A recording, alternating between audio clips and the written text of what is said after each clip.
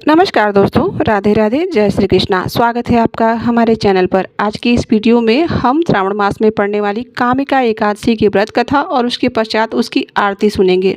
तो चलिए सबसे पहले व्रत कथा का श्रवण करते हैं। एक बार भगवान श्री कृष्ण और युधिष्ठिर जी के बीच में संवाद चल रहा था। युधिष्ठिर ने भगवान श्री कृष्ण से कहा कि हे पुरुषोत्तम, आपकी दया से मैंने सभी एकादशी के व्रत के विषय में जान लिया। मैं देवशयनी एकादशी के महत्व तो जान चुका हूँ। अब मैं श्रावण मास में पड़ने वाली कामिका एकादशी के विषय में जानना चाहता हूँ।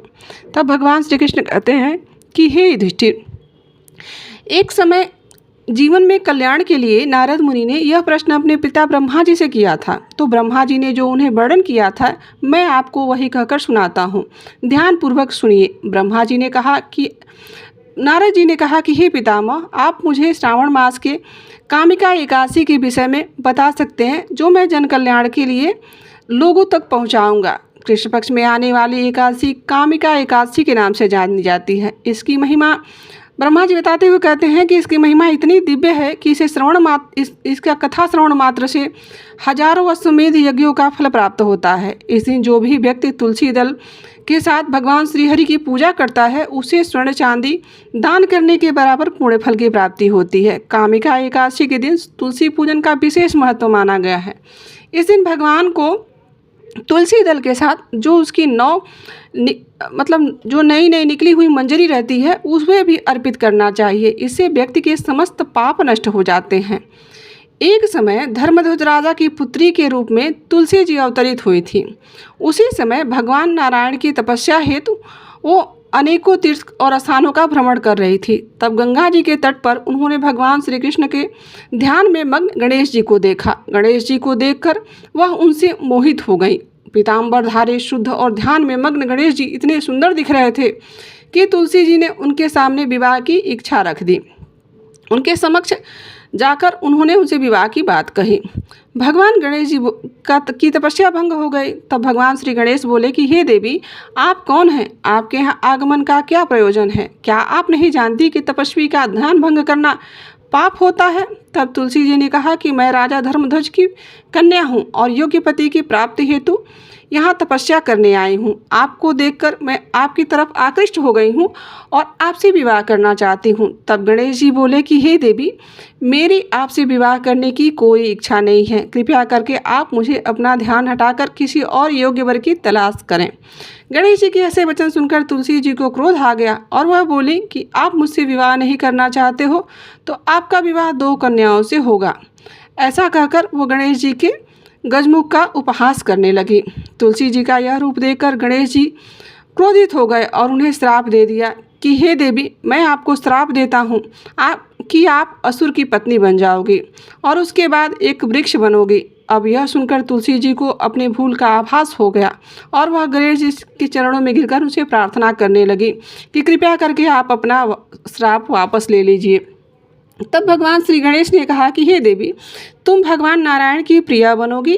समस्त मनुष्यों के लिए तुम्हारे द्वारा किया गया पूजन लाभकारी होगा, परंतु मेरे लिए तुम हमेशा त्याग की पात्र ही रहोगी। इसके बाद आगे चलकर तुलसी जी शंखचूड़ असुर की पत्नी बनी और भगवान श्री नारायण की प्रिय तुलसी के पौधे के रूप में प्रकट हुई। आगे भगवान श्री कृष्ण कहते हैं कि जो व्यक्ति कामिका एकादशी के व्रत का पालन करता है, उसे संपूर्ण पृथ्वी के 1.5 गुना ज़्यादा धन और पृथ्वी दान करने का फल प्राप्त होता है। तो दोस्तों, यह थी कामिका एकादशी की व्रत कथा। अब हम श्रवण करेंगे एकादशी की आरती। जय एकादशी माता, ओम जय एकादशी माता। विष्णु पूजा व्रत धारण कर शक्ति मुक्ति पाता। ओम जय एकादशी माता। तेरे नाम गिनाऊं देवी, भक्ति प्रदान करनी। गण गौरव की देनी माता, शास्त्रों में बरनी। ओम जय एकादशी माता। मार्गशीर्ष के कृष्ण पक्ष की उत्पन्ना, विश्व तारण जनमी। शुक्ल पक्ष में हुई मोक्षदा मुक्तिदाता बन आई। ओम जय एकादशी माता। पौष के कृष्ण पक्ष की सफला नामक है। शुक्ल पक्ष में होए पुत्रदा आनंद अधिक रहे। ओम जय एकादशी माता। नाम खटतील मास में कृष्ण पक्ष आवे। शुक्ल पक्ष में जया कहावे विजय सदा पावे। ओम जय एकादशी माता। विजया फाल्गुन कृष्ण पक्ष में शुक्लायामल की। पाप मोचने कृष्ण पक्ष में चैत्र महाबली की। ओम जय एकादशी माता। चैत्र शुक्ल में नाम कामदा धन देने वाली। नाम बरुथनी कृष्ण पक्ष में वैशाख मास वाली।